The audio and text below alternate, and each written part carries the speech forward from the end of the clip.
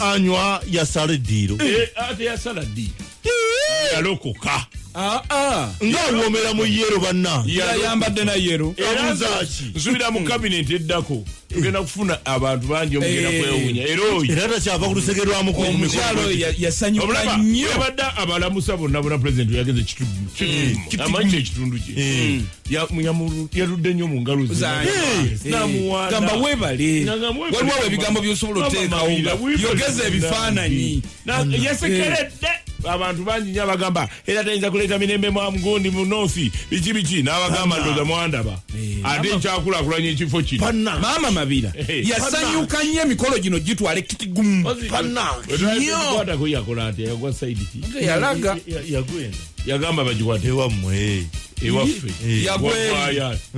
yagweri naliyo ddi wavudde ewaffe ndi wammwe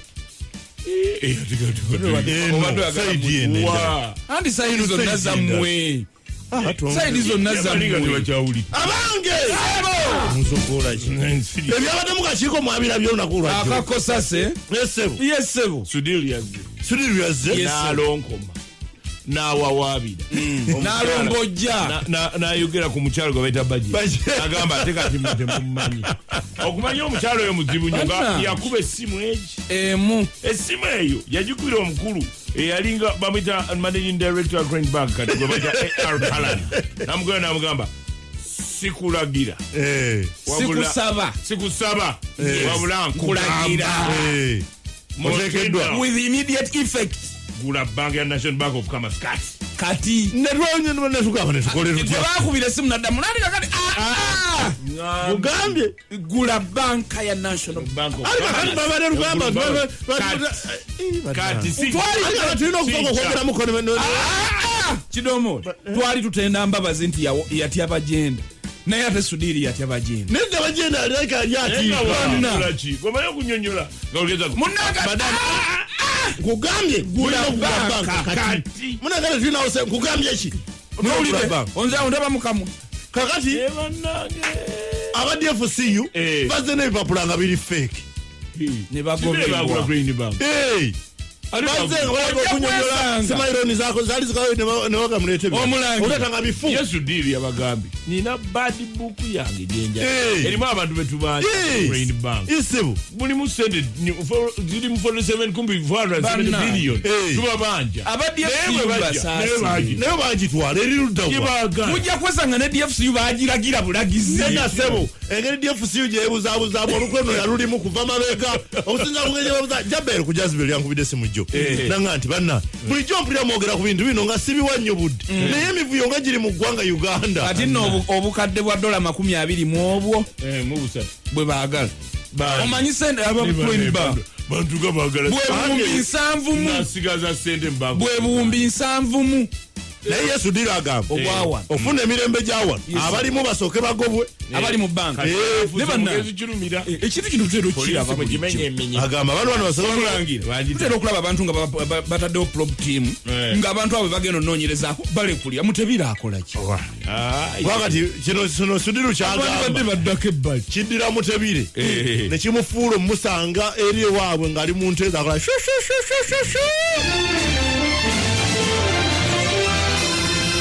Star Magic Mount Active Premium White Detergent sabuni w'obuwunga akolebwa Bidco Uganda Limited mukoza alimo n'amagezi ategeere omusiru asiwanye ddala Zukuka nawe wanone bisanga wano nawe 12 mpaka 4 asubuhi tabasamu tetepepe wewe usigeuze Zukuka nawe wanone bisanga wano nawe 12 mpaka 4 asubuhi tabasamu tetepepe wewe usigeuze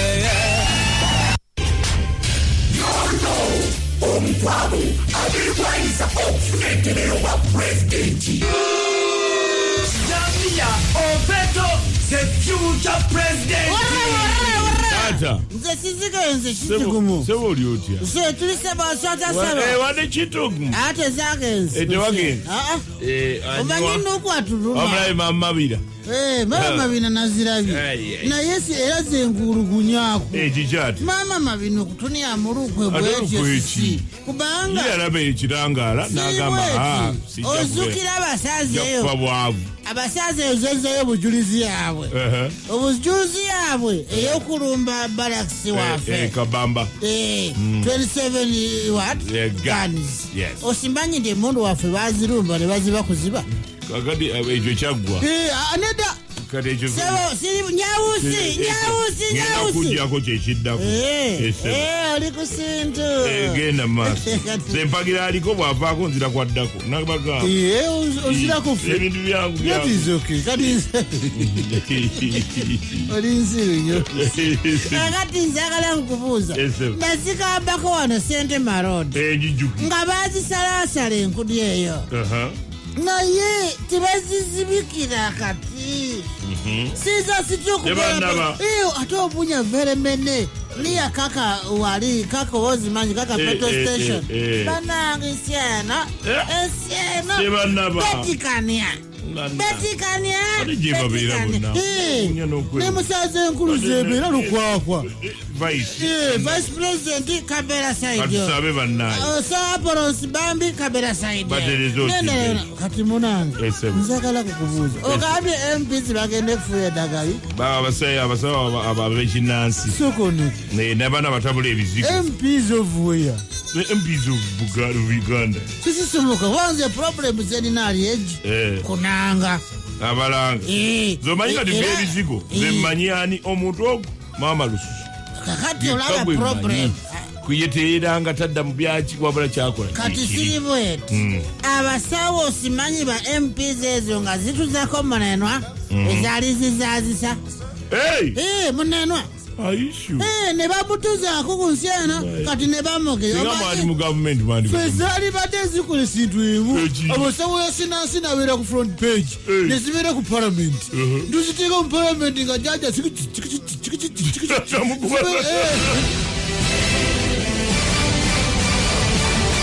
enjiri ennongoseeme yabinsanga wano nga bwewandikibwa mu bitabo byaffe ebitukuvu eby'amawulire. Olwaleero evudde mu kitabo kyaffe bannanga ekitukuvu ng'egamba omwana muwala gwe bayita Muhime yaliko Miss Uganda yabagamba empoza olunaku lwajja omuntu n'omwana we gwalina firstborn wa rediyo omugenzi naye ate wali bankubidde essimu naŋŋamba naye abakazi nze mbatyanze mbatidde omwana we tumumanyi waffe bobakire imingo omwana wa David Obuwa mamanya omwana alabika yatabaaza tunatera okuwulirayo n'abalala bavuddeyo babigi hakahuna tobeewuunya nabazze nga babanja tetukyesibaako ekyo kalugende ku nsonga ezabadde olunaku olw'eggulo nga tegatiramu nga kwaya nga tugamba nti olunaku lwajo twalabye ebikuno Sudiri bwe yaze ku nsonga za banka ye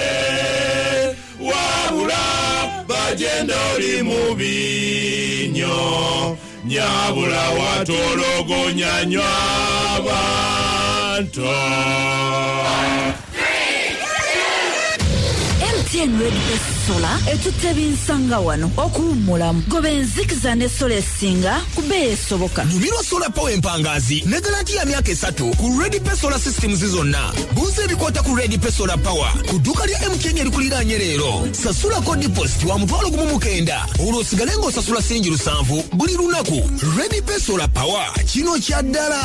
Omaliza senior power senior 6 era nga wanjagadde okukola medical course mu masomo gano wammanga diploma in clinical medicine, diploma in pharmacy, certificate in pharmacy, laboratory, nursing oba midwifery. Radio Simba yakuyambako ne half basare mu masomo ago nga bwe gamenyeddwa era mu abandi agadde okwefunira basaries zino mukube ku noti 772 22 99 91 oba noti 7 noti 2 noti 9 11 9 okumanya ebisingawo abanaasunsulwa muteekeddwa okweyanjula ng'ennaku z'omwezi 2 n'ennaku z'omwezi 3 omwezi ogwokusatu ku Lubogola Simba okuva ssaawa 2 ez'okumakya. travel tips obako obunaakuyamba okutambulira ku nnyonyi ng'oli musanyufu. Singa oba oli ku lugendo lwonna kyandibadde kirungi okuteesa ku miwendo gy'ebintu wamu n'okusaba okusalirako okwewala okukuseera olw'okuba oli mugwira. Nga bukutuusibwako Fly Emirates. More miles for your money. Saasanya essanyu lya Christmas mu ngeri ennyangu ng'okozesa Izego card okuva mu Shell. Giswayipinge buli lw'okola shopping oba okulya ekyokulya n'okugula amafuta ku ssundiro lya Shell lyonna ofune ebitundu 5 ku buli 100 ebikuddizibwa ku ssente z'oba okozesezza. Eno ya Simba News. Buli wamu amawulire we gaba. Gonna agesiika ku ssaawa eno.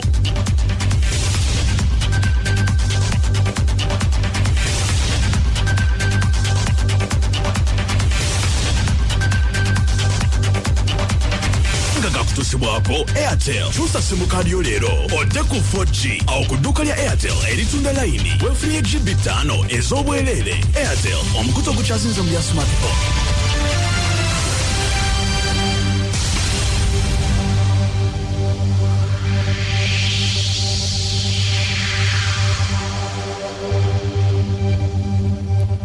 Kakati ewezeemu ey'enkya ya leero abatuuliriza mwasuse mutya nno n'amawulire gaffe ag'essaawa zino mu bujjuvu ndi James Tenywa.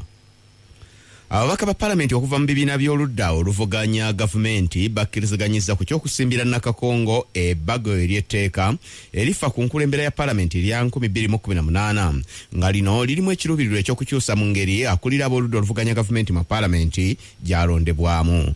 Mu bbanga lya ssabbiiti eyise Ombaka akiikirira ekibuga eky'Ekabale mu lukiiko olukulu lw'eggwanga Aja Balyayanga yaleeta ebbaga ery'etteeka lino erya 2018 nga ebbaga ery'etteeka lino singa limala n'erireetebwa mu Paalamenti ne liyisibwa. Kitegeeza nti akulira ab'oludda oluvuganya gavumenti waakulondebwa nga butereevu ababaka bonna aba Paalamenti.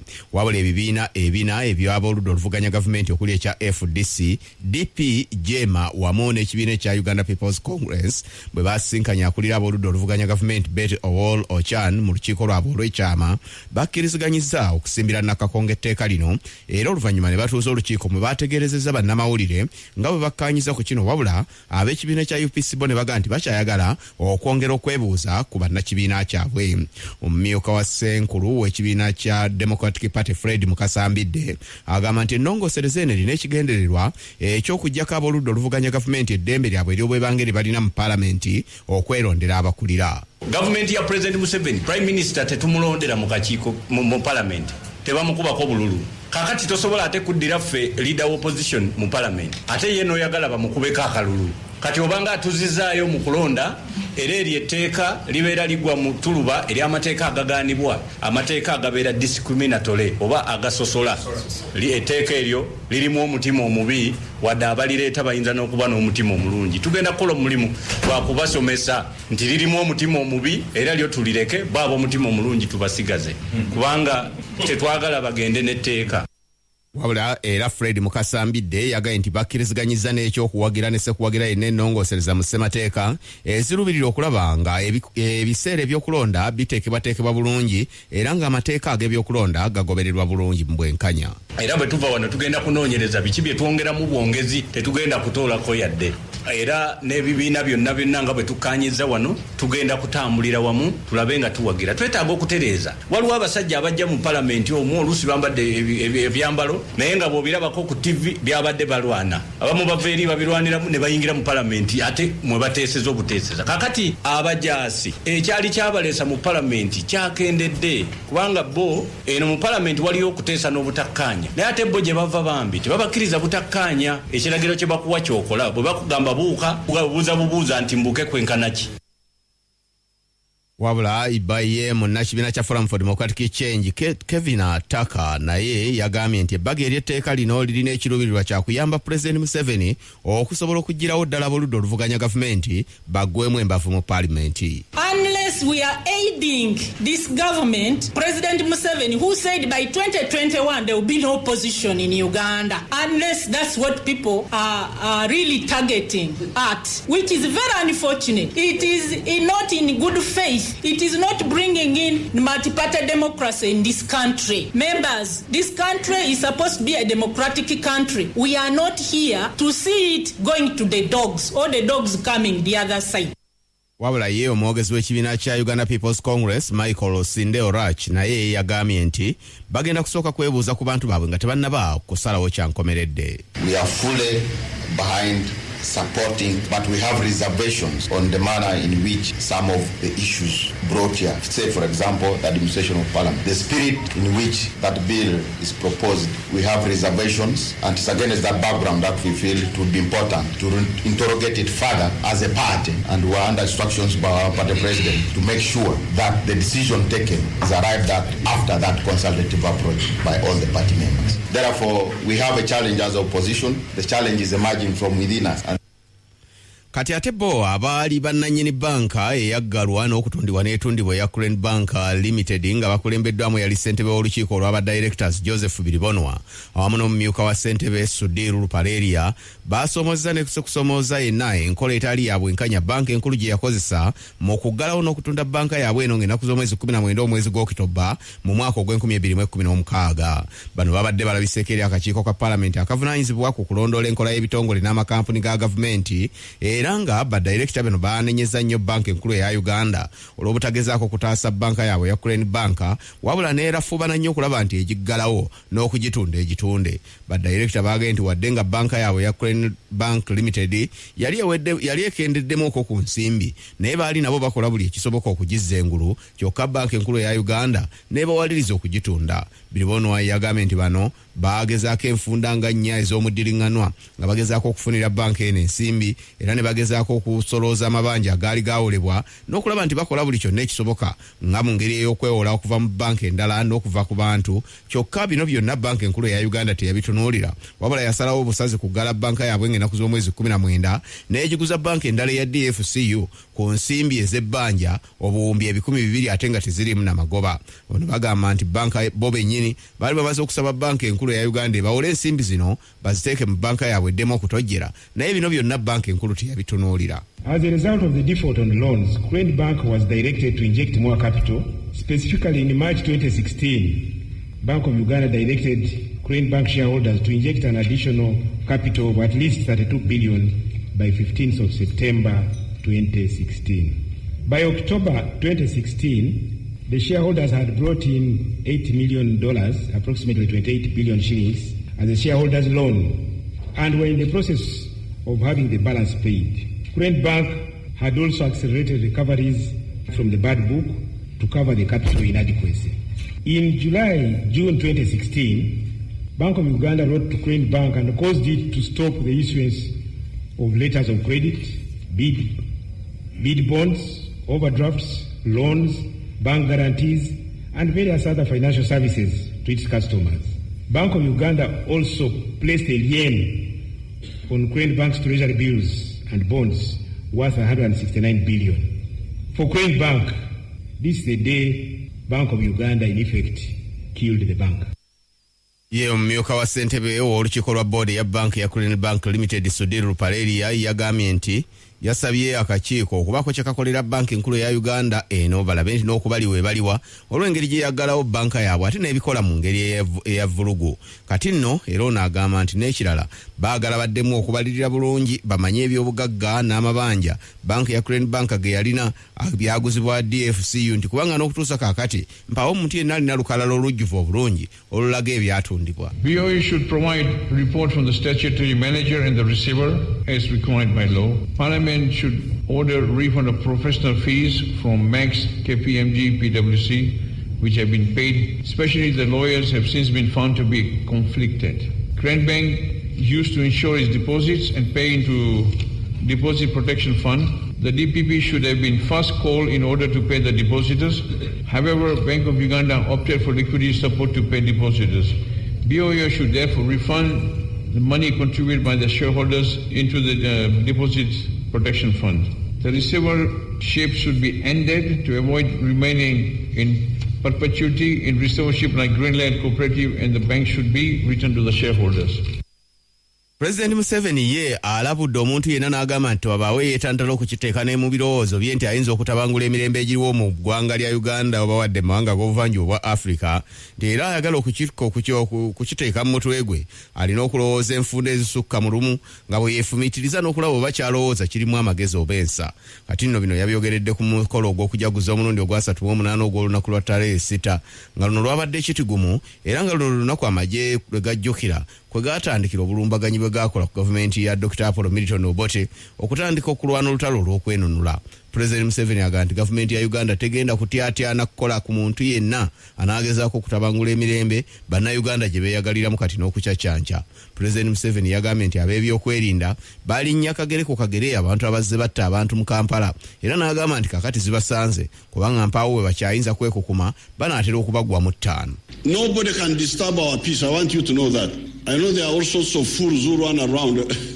When I read intelligence reports, I really feel pity for Africans. Anybody thinks that he can destabilize Uganda will destroy himself. We have created so much capacity, nobody can destabilize us. Those who are trying to kill people in Kampala, we are following them up. You will hear what we shall do with them. For us, we never attack anybody who is innocent. But if you are foolish, you think you can destabilize Uganda, you will destroy yourself.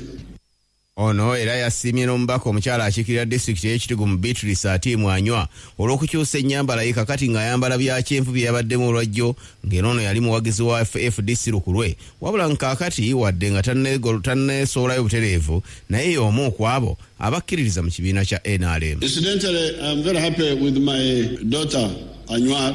She now knows how to buy good clothes. In the past, she was going to wrong shops and buying all sorts of funny clothes. But now she's very well dressed.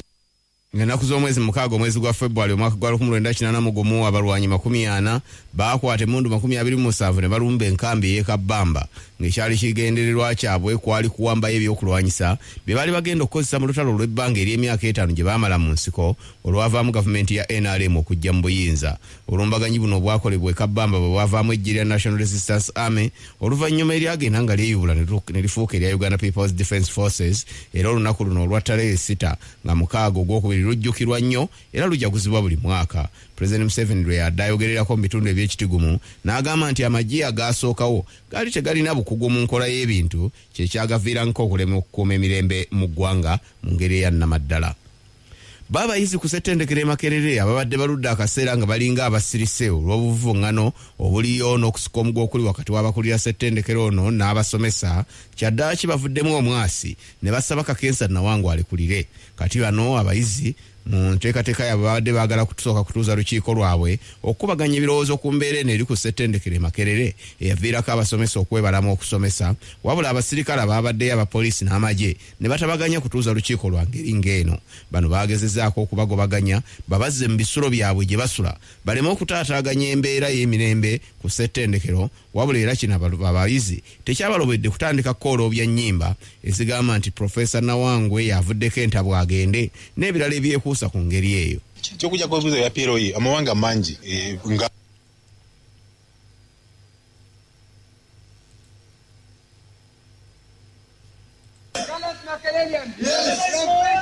Yes. Increase tuition. Yes. 15% tuition. Yes. Our parents go through a lot. Yes. To pay tuition. Yes. When you come to study, yes. You have a test exam. Yes. When you ask why you are not studying, yes. You suspend us. Yes.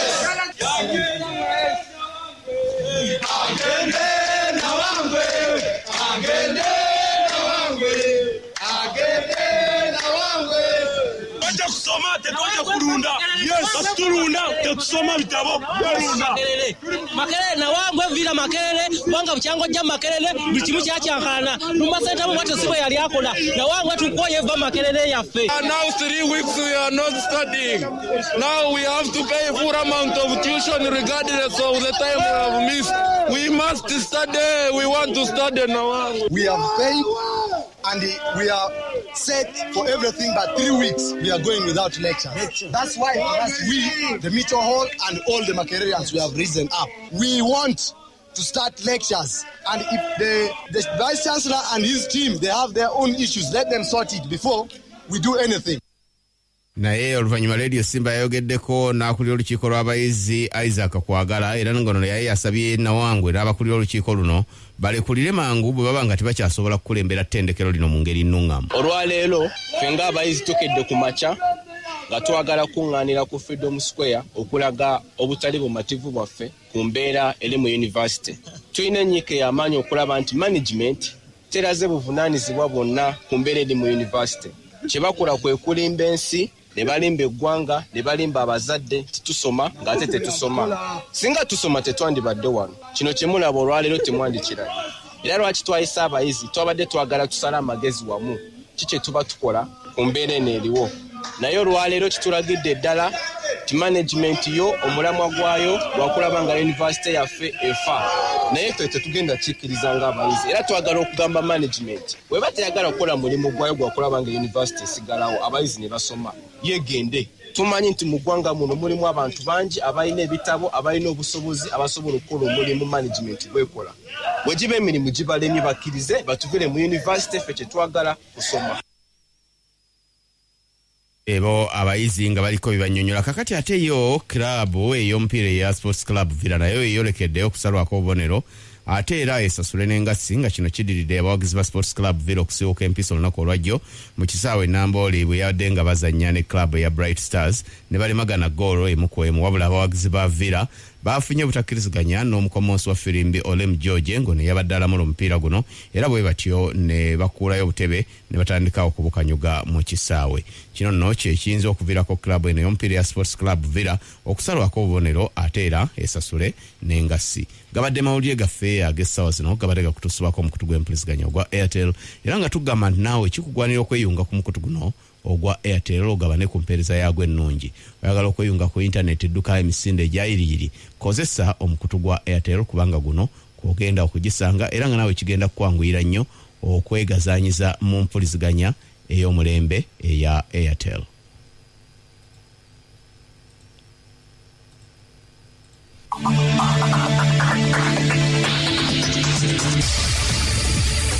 Ago ge gabadde amawulire ku Radio Simba nga gakutuusibwako Airtel omukutu ogukyasinze mu bya smartphones. Eno y'essaawa y'endala ku Lubogola Simba.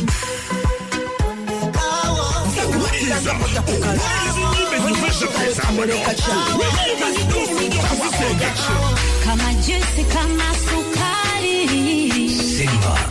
Oh man, you're sweet like honey, baby. Abalala n'abasose ganayeza. Ulijika chenyime kivuza pesa wano sinyumira wano ku Radio Simba ku radio y'enyingo bulungi okuzisengeka Kutulantalo Simba best friend wange manyito territory nebibuzo mukwenda manyito kawaka nyime nyubuli sawa kumukula Simba obanga toli chusa ne bakulima ne bakupanga panga sondekao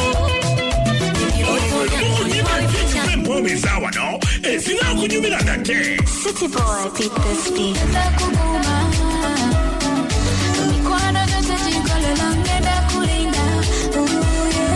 Kunuki kauwa kapya.